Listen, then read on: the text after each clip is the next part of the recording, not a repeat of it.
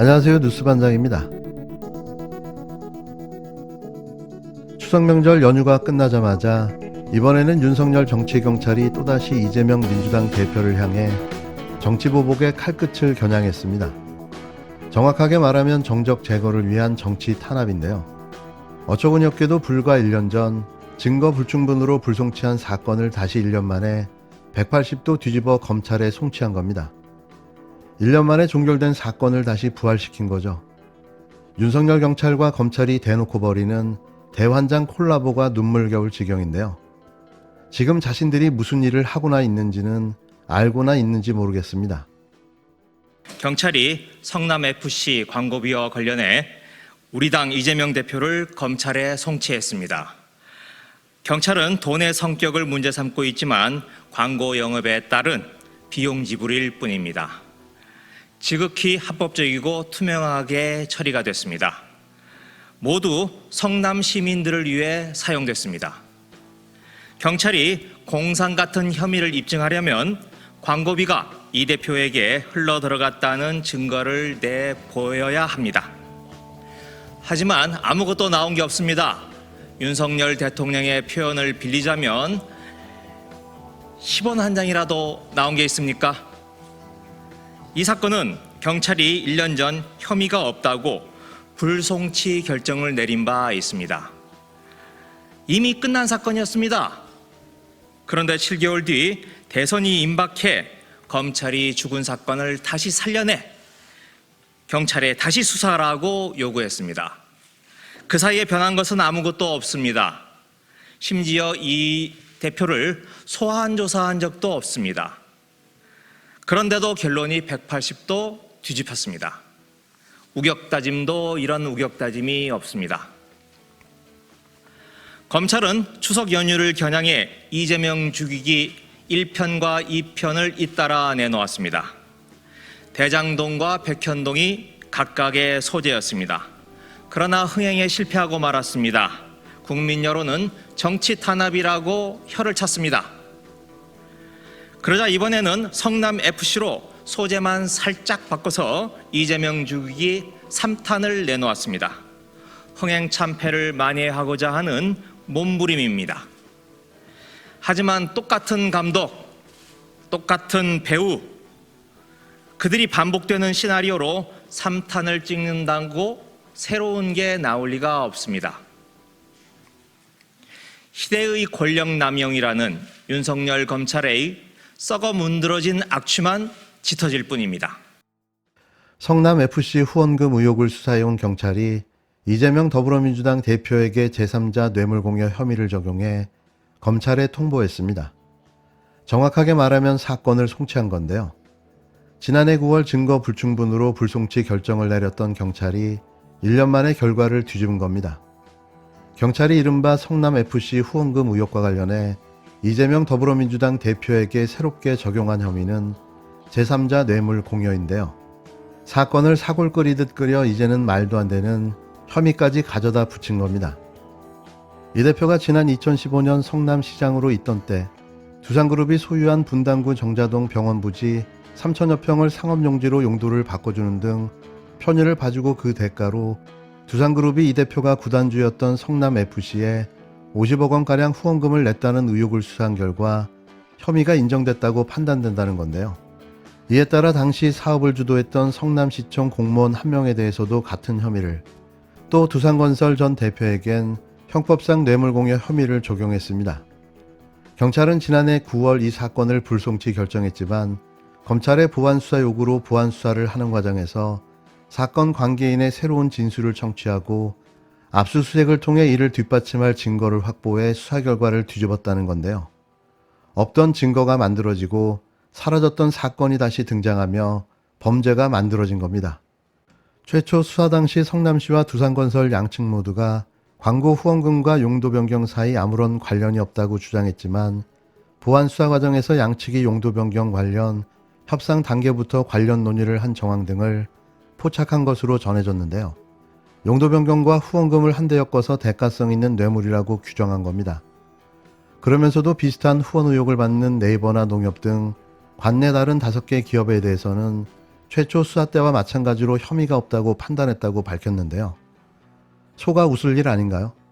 어떻게 두산만 콕 집어 이런 수사 결과를 만들어낼 수 있는 걸까요? 이 수사 내용을 믿을 국민이 있을까요? 대체 언제까지 이 짓을 하려는 걸까요? 이재명 대표, 문재인 전 대통령에 대한 수사를 하기 위해 대통령이 된 겁니까? 뭐라도 좀 그럴듯한 범죄 혐의를 만들어 봤으면 합니다. 저는 민주당이 거대한 하나의 추석 전에 정치 쇼를 한번 펼쳐보고 싶었는데 뜻하지 않게 제가 조연을 할 수밖에 없는 상황이 된 거죠. 네. 캐스팅 보트니까. 근데 저는 하겠다고 약속한 적도 없고 그 쇼에 메시지 동의하지도 않습니다. 또 특검법 그 자체도 제가 동의하더라도 본회의 통과하면 대통령이 거부할 가능성이 거의 99.9%고 국회에서 법사위에서 통과되면 네. 본회의가 상정이 되고 예. 과반이니까 통과될 겁니다. 예, 민주당의 과반이니까. 이제 대통령의 거부권이 있지 않습니까? 그렇죠. 모든 법안에 대해서. 네. 그럼 거부하면 다시 국회로 넘어올 수 있고 그걸 다시 재송부하려면 3분의 2 찬성이 있어야 되는데 아. 그 숫자는 없습니다. 아하. 지금도 이제 법사위 내에서 또 이제 민주당 내에서 얘기하는 게 한동훈 법무장관 탄핵 얘기 나오지 않습니까? 의원님 어떤 입장이세요? 이렇게 탄핵, 특검 이런 핵폭탄 얘기는 이렇게 함부로 하는 게 아니라고 생각합니다. 아, 탄핵 얘기 함부로 네. 하지 마라. 탄핵하는 이유가 뭘까요? 민주당이 네. 장관이 탄핵되어야 될 이유가 뭡니까? 장관 소임을 제대로 못 하고 있다는 전제가 있지 않을까? 이거 굉장히 중요합니다. 예. 무능은 음. 탄핵이 이유가 아닙니다. 음. 잘 생각해 보십시오. 특정 정치인이 무능하다. 그럼 아마 저도 탄핵돼야 될지도 모르고 우리 국회의원 300명 중에 탄핵돼서 많을 겁니다. 시대전환 대표이자 국회 법사위원인 조정훈 의원은 12일 밤 CBS 라디오 박재홍의 한판 승부에서 민주당도 진짜로 특검할 수 있다고 생각하지 않았던 것 같다고 민주당을 직격했습니다. 자신이 더불어민주당의 김건희 특검법, 패스트트랙 처리 움직임에 반대한 이유에 대해 정치쇼에 들러리를 서기 싫었기 때문이라고 밝혔는데요. 또 한동훈 법무부 장관이 제 소임을 다하지 못하고 있는 등 무능하다는 이유를 들어 탄핵을 거론하는 것도 쇼라는 느낌이 든다며 무능을 이유로 탄핵한다면 탄핵당할 국회의원이 많을 것이라며 민주당을 비꼬았습니다. 즉 민주당이 추석 전에 정치쇼를 한번 펼쳐보고 싶었다는 거죠.